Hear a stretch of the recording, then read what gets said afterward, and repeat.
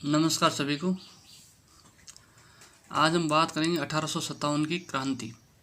1857 की क्रांति पूरे भारतवर्ष में हुई थी। उसका प्रभाव राजस्थान में भी देखने को मिला था। ये क्रांति राजस्थान में कब हुई, भारत की अपेक्षा कितने दिनों बाद हुई, कैसे हुई, क्या तात्कालिक कारण थे और कौन सी ऐसी नीतियाँ थी जिनकी वजह से बेबस होकर सैनिकों ने, राजाओं ने और मुगल सम्राट ने भी इस क्रांति में भाग लिया था। तो आज हम पढ़ते हैं राजस्थान में 1857 की क्रांति के कुछ पहलू। सर्वप्रथम 1857 की क्रांति पढ़ने से पहले हमें लॉर्ड डलहौजी की राज्य विलय नीति या डॉक्ट्रिन ऑफ लैप्स बोलते हैं। लॉर्ड डलहौजी को भारत का या आधुनिक भारत का निर्माता कहा जाता है। लॉर्ड डलहौजी को आधुनिक भारत का निर्माता कहा जाता है। उन्होंने एक नीति पेश की थी। नीति उनकी थी राज्य विलय नीति, या फिर उसको इंग्लिश में बोलते हैं डॉक्ट्रिन ऑफ लैप्स। ये नीति क्या थी? ये नीति यही थी कि यदि कोई भी शासक जिसकी मृत्यु निसंतान हो जाए या उसका कोई वारिस नहीं हो, तो वो उसके अंतर्गत आने वाली उसके अंतर्गत आने वाली जो रियासत होगी ना, वो ब्रिटिश साम्राज्य अपना अंग बना लेगी। मतलब कोई भी राजा या नवाब की निसंतान मृत्यु हो जाए तो उसके राज्य या रियासत को ब्रिटिश भारत का अंग बना दिया जाएगा। एक तो ये नीति थी, और दूसरी नीति ये भी थी गोद निषेध नीति। गोद निषेध नीति में मतलब आप किसी को गोद नहीं ले सकते, और यदि आप गोद भी लोगे तो जो गोद लिया हुआ जो पुत्र होगा उसको आप उत्तराधिकारी सिद्ध नहीं कर सकते, मतलब उसे उत्तराधिकारी नहीं बना सकते आप। तो इसी नीति कुछ नहीं थे। नीति यही था कि कैसे करके राज्य को अंग्रेजी शासन में मिलाया जाए। ये हड़प्पन नीति थी, एक राज्य विलय नीति थी या डॉक्ट्रिन ऑफ लैप्स थी। ये लॉर्ड डलहौजी की नीति थी। इसी नीति के तहत सर्वप्रथम सतारा, फिर नागपुर, फिर झांसी, बरार, अवध, कर्नाटक आदि सभी रियासतें हड़पी गई इसी नीति के तहत। और इस नीति का शुरुआत भारत में जो क्रांति की आग भड़की, शुरुआत में कहाँ भड़की? मेरठ छावनी में भड़की थी। जो मेरठ छावनी में जो विद्रोह हुआ था, ये विद्रोह 10 मई 1857 को हुआ था। और उस समय तात्कालिक कारण यही था कि जो सैनिकों के अंदर यही अफवाह थी या आशंका थी कि जो कारतूस यूज़ हो रहा है ना, उसके अंदर सूअर और गाय की चर्बी है। तो तात्कालिक कारक वही था, लेकिन दीर्घकालिक कारक और कहीं थे, सब परेशान थे। लेकिन तात्कालिक कारक उस समय यही था कि कारतूसों में सूअर और गाय की चर्बी का होना ये भारत में क्रांति की शुरुआत का मुख्य कारण था। राजस्थान में क्रांति कब शुरू हुई? जब भारत में क्रांति 10 मई को हुई, उसके ठीक 18 दिन बाद 28 मई 1857 को राजस्थान में क्रांति का शुरुआत हुई। ये शुरुआत कहाँ हुई? नसीराबाद छावनी में हुई थी। तो भारत में तो मेरठ छावनी में और राजस्थान में नसीराबाद छावनी में। अब 1857 की क्रांति का तत्कालिक कारण, क्या क्या कारण थे कि जिसकी वजह से 1857 की क्रांति हुई? इसका मुख्य कारण एक ही मैं बताया था, तत्कालिक कारण एनफील्ड बंदूक था। एनफील्ड बंदूक क्या थी? ये बंदूक सर्वप्रथम कीमिया युद्ध में इस्तेमाल ली गई थी। इस पर सैनिकों में अफवाह थी कि जो इस बंदूक का जो कारतूस है ना, उस कारतूस में गाय और सूअर की चर्बी है। जो गाय हिंदुओं की सांप्रदायिकता से जुड़ा हुआ है और सूअर मुसलमानों के सांप्रदायिकता से जुड़ा हुआ, दोनों की सांप्रदायिक भावना को या धर्म भ्रष्ट होता है, यही सैनिकों के अंदर रोष था। इसलिए इस बंदूक का विरोध किया गया और बुरहानपुर यूपी में सबसे पहला इसका विरोध किया गया। एनफील्ड थी। इससे पहले कौन सी बंदूक चलती थी जो पहले चल रही थी? वो थी ब्राउन बेस बंदूक। तो ब्राउन बेस बंदूक के बाद एनफील्ड बंदूक आई। इस बंदूक के अंदर जो कारतूस था, उस कारतूस में यही अफवाह थी कि मतलब इसके अंदर गाय और सूअर की चर्बी है। तो सैनिकों ने इसका क्या किया? विद्रोह किया कि हम इस कारतूस को नहीं खोलेंगे, इस कारतूस का इस्तेमाल हम नहीं करेंगे।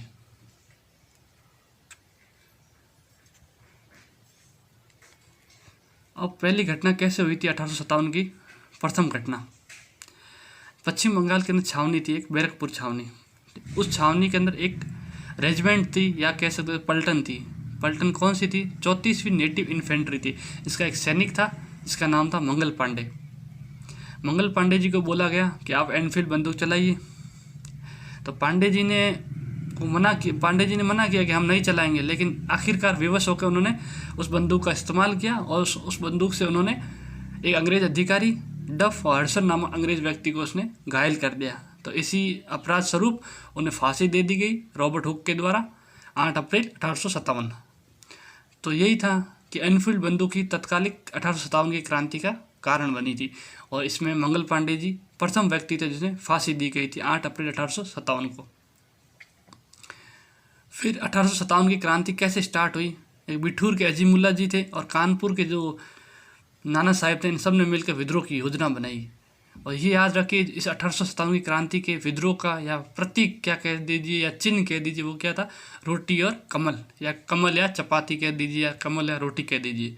ठीक, उन्होंने ये योजना बनाई कि हम सब मिलकर क्या करेंगे। 31 मई 1857 को क्रांति निश्चय की गई, लेकिन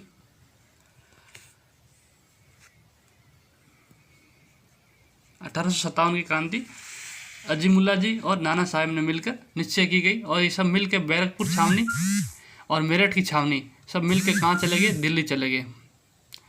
बंगाल के अंदर तो बैरकपुर छावनी थी, और मेरठ के अंदर जो छावनी थी, जो मेरठ यूपी के अंदर पड़ता है, उसके अंदर छावनी थी। अब मेरठ में जो छावनी थी, उसी छावनी के अंदर सबसे पहली बार जो 10 मई 1857 को सबसे पहली बार जो विद्रोह हुआ था, वो मेरठ छावनी के अंदर ही हुआ था। याद रखिए, भारत में विद्रोह की बात करें तो मेरठ छावनी में सबसे सर्वप्रथम, और राजस्थान में बात करें तो नसीराबाद छावनी अजमेर में सबसे सर्वप्रथम विद्रोह हुआ था। सब मिलकर अजीमुल्ला जी, नाना साहेब जी सब मिलकर 11 मई को दिल्ली पहुंचे। अब दिल्ली में कौन है? मुगल बादशाह। कौन से मुगल बादशाह? अंतिम मुगल बादशाह, जिनका नाम था बहादुर शाह जफर द्वितीय। उनके पास पहुंचे, सबसे बुजुर्ग थे, अंतिम नेता थे, तो उन्हें क्या चुना? उन क्रांति का नेता चुन लिया कि आप हमारी क्रांति का क्या है? नेता हो। तो बहादुर शाह जफर के बारे में याद रखिए, इनका जन्म दिल्ली में हुआ था और इनकी मृत्यु रंगून में हुई थी। रंगून जो म्यांमार या बर्मा में है, और इनके रंगून में मृत्यु वहाँ क्यों हुई? क्योंकि जब इनको नेता बनाया गया तो अंग्रेज़ों को इसकी आपत्ति होगी, अंग्रेज़ों ने इनको जेल डाले। जेल में, कौन सी जेल में डाला था? रंगून जेल, जो म्यांमार में है। तो वहीं इनकी मृत्यु होगी। बहादुर शाह जफर बहुत अच्छे शायर भी थे।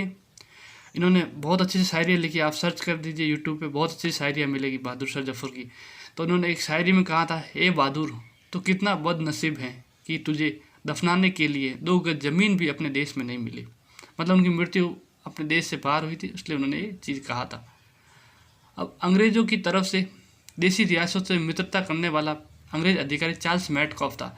मतलब चार्ल्स मैटकॉफ जी थे, यही क्या करा रहे थे अंग्रेज़ों के बीच में और देसी राजाओं के बीच में अधीनस्थ संधियाँ चलवा रहे थे। सब इन्होंने ही काम करा। चार्ल्स मैटकॉफ और कर्नल जेम्स टोड ने सब ने मिलकर देसी रियासतों और अंग्रेज़ों के बीच जो मित्रता करवाई थी या कह दी अधीनस्थ संधियाँ करवाई थी, वो सब इन्होंने ही करवाई थी।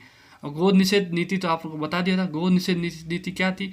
यदि कोई भी राजा जिसकी निसंतान मृत्यु हो जाए तो वो अपने किसी पुत्र को गोद भी नहीं ले सकता, और उसके जो भी गोद लिया हुआ या दत्तक पुत्र होगा उसको उत्तराधिकारी सिद्ध नहीं किया जाएगा, और उसकी जो भी रियासत होगी उसको ब्रिटिश साम्राज्य का अंग बना दिया जाएगा। तो गोद निषेध नीति के तहत सर्वप्रथम राजस्थान में किसको हड़पा? ब्यावर को सबसे पहला इन्होंने अंग बनाया गोद निषेध नीति के कारण। और डलहौजी को आपको बता दिया, डलहौजी क्या थे? आधुनिक भारत का निर्माता कहा जाता है। क्यों कहा जाता है? इनके समय ही रेल सुविधा, तार सुविधा, डाक सुविधा, बहुत सी सुविधा जो इनके समय ही स्टार्ट हुई थी। फिर भारत का गवर्नर जनरल, देखो भारत के टॉप मोस्ट में अंग्रेज अधिकारी कौन हुआ करता? गवर्नर जनरल हुआ करता था। और 1857 की क्रांति के समय याद रखिए गवर्नर जनरल कौन थे? कैनिंग जी थे। कैनिंग जी ने क्या किया? भारत में अब ब्रिटिश साम्राज्य स्थापित तो कर ही दिया था, और राजस्थान में धीरे धीरे ब्रिटिश साम्राज्य स्थापित करा हुआ था। अधीनस्थ संधियाँ कर दी थी, 1818 में ही हो गई थी। सारी संधियाँ जितनी भी अधीनस्थ संधियाँ थी ना, सारी 1818 में हो गई थी। तो 1818 से ये सभी राजा है ना अंग्रेज अधिकारियों के अंडर में थे। उन्होंने सहायक संधियाँ कर रही थी। सहायक संधिया का मतलब होता है कि यदि अंग्रेजों को कोई मुसीबत होगी तो भारतीय राजा उनका साथ देंगे, और भारतीय राजा इस सुरक्षा के स्वरूप वे उन्हें टैक्स या खिराज दिया करते थे। ठीक है, तो एजीजी जो है आपका जो गवर्नर जनरल था ना, वो कौन थे उस समय? 1857 की क्रांति के समय कैनिंग जी थे। अब इन्होंने क्या किया? पूरे जो पहला राजस्थान को राजपूताना नाम से कहा जाता है, क्योंकि यहाँ राजपूत जाति का बाहुल्य ज़्यादा था, इसलिए यहाँ इसको राजपूताना रेजिडेंसी के नाम एक संस्था की स्थापना की गई, जिसको 1832 में किया गया। इसी राजपूताना रेजिडेंस का जो प्रमुख होता था ना, प्रमुख मतलब इनका जो मुख्य अधिकारी, उसको बोलते थे AGG, मतलब एजेंट टू गवर्नर जनरल। मतलब ये गवर्नर जनरल के जस्ट नीचे एक अधिकारी होता था जिसको बोलते थे एजेंट टू गवर्नर जनरल। अब जो राजपूताना रेजिडेंसी बनाई, इसका मुख्यालय अजमेर में बनाया गया और एक मुख्यालय माउंट आबू में बनाया गया। अब एक माउंट आबू में क्यों बनाया? क्योंकि अंग्रेज जो भी थे उनको गर्मी ज़्यादा सहन नहीं होती थी, इसलिए वो ग्रीष्मकाल में, जैसे ही ग्रीष्मकाल होता था, जैसे ही गर्मियाँ स्टार्ट होती थी, वो माउंट आबू की ओर चले जाते थे। इसका मतलब 6 महीना अजमेर उनका मुख्यालय रहता था और 6 महीना माउंट आबू मुख्यालय रहता था। और सबसे पहला AGG या एजेंट टू गवर्नर जनरल कौन था? लॉकेट था, मिस्टर लॉकेट। और क्रांति के समय AGG कौन था? जो 1857 की क्रांति के समय AGG था, जॉर्ज पैट्रिक लॉरेंस। और इसी राजपूताना रेजिडेंस जो 1832 में स्थापना की गई, इसी राजपूताना रेजिडेंस के अंदर 6 छावनियाँ बनाई गई। 6 छावनियाँ, एक तो एरिनपुरा छावनी पाली के अंदर बनाई गई, एरिनपुरा छावनी पाली के अंदर बनाई गई, देख लीजिए आप, एरिनपुरा छावनी पाली के अंदर बनाई गई जो मारवाड़ रियासत के अंदर में थी। और दूसरी नीमच छावनी बनाई गई, नीमच छावनी जो एकमात्र छावनी जो राजस्थान से बाहर थी, और बाहर कहाँ थी? ये MP में थी, मध्य प्रदेश में थी। और दूसरी छावनी उन्होंने नसीराबाद अजमेर में बनाई गई, और एक छावनी ब्यावर अजमेर में बनाई, एक देवली टोक में छावनी बनाई गई, और लास्ट में ना खेरवाड़ा उदयपुर में एक छावनी बनाई। तो एरिनपुरा, नीमच, नसीराबाद, ब्यावर, देवली, खेरवाड़ा 6 छावनियाँ बनाई गई। और एक याद रखिए, जो नीमच छावनी थी तो एकमात्र छावनी थी जो राजस्थान से बाहर थी, मतलब वो MP में थी ये छावनी। और लेकिन ये छावनी थी MP में, लेकिन इसका किसके अधीन थी? ये मेवाड़ रियासत के अंदर में थी। मतलब सारा इसका काम का, इसका जो भी शासन व्यवस्था, प्रशासन सब कौन संभालता था? मेवाड़ रियासत संभालता था। मतलब नीमच छावनी थी राजस्थान से बाहर, लेकिन इसका प्रशासन कौन संभालता था? किसके अंतर्गत थी, किसके अधीन थी? तो मेवाड़ रियासत के अंतर्गत थी। अब इसमें आप 4 ये याद रखना कि उस समय जो 1857 की क्रांति हुई थी, उस समय वहाँ का शासक कौन था, वहाँ का पॉलिटिकल एजेंट कौन था। पॉलिटिकल एजेंट क्या होता है? मैंने आपको समझाया कि जो भारत में सर्वोच्च अंग्रेज अधिकारी होता था उसको बोलते थे गवर्नर जनरल। तो उस समय कैनिंग था। उन्होंने एक राजपूताना रेजिडेंस की स्थापना की थी, तो इसका मुख्यालय अजमेर में भी था और माउंट आबू में भी था। और जो क्रांति के समय AGG थे वो कौन थे? George Patrick Lawrence. अब अकेला व्यक्ति पूरे राजस्थान में तो शासन नहीं कर सकता, या फिर इतना प्रशासन को संभाल नहीं सकता, इसलिए उसने अपने अपने PA छोड़ रखे थे। PA का मतलब होता है पॉलिटिकल एजेंट। जो AGG के जस्ट नीचे होता था अधिकारी, उसको बोलते हैं PA या फिर पॉलिटिकल एजेंट। तो ये 4 तो आप याद रखिए कि जयपुर का उस समय शासक था राम सिंह द्वितीय। राम सिंह द्वितीय जयपुर के शासक थे। और उस समय जयपुर का जो PA या फिर पॉलिटिकल एजेंट कौन था? ईडन था। ईडन पॉलिटिकल एजेंट था जयपुर का, और राम सिंह द्वितीय जयपुर के शासक थे। कोटा का देख लीजिए, कोटा का शासक भी राम सिंह द्वितीय भी थे। ये सेम नहीं, जयपुर वाले नहीं, ये दूसरे हैं। कोटा का शासक राम सिंह द्वितीय थे, और यहाँ का PA कौन था? बर्टन था। बर्टन PA था, और राम सिंह द्वितीय कोटा के शासक थे। फिर मेवाड़ का याद रखिए, मेवाड़ का शासक था स्वरूप सिंह, और वहाँ का PA था सावर्स। सावर्स वहाँ का PA था, और मेवाड़ का शासक कौन था? स्वरूप सिंह था। और लास्ट में जो सबसे इम्पोर्टेंट है, मारवाड़ रियासत सबसे बड़ी रियासत थी, सबसे बड़े क्षेत्रफल में फैली हुई थी रियासत थी। इसका जो शासक 1857 की क्रांति के समय तखत सिंह जी थे। और इसका एक सेनापति याद रखिए, जो सेनापति बहुत इंपॉर्टेंट है, क्योंकि आगे जो युद्ध होंगे उस युद्ध में ये सेनापति जाएंगे। तो सेनापति का नाम था ओनाल्ड सिंह। ओनाल्ड सिंह तखत सिंह जो मारवाड़ के शासक थे उनका सेनापति था ओनाल्ड सिंह। और उस समय PA कौन था? पॉलिटिकल एजेंट मारवाड़ रियासत का कौन था? मैकमोहन था।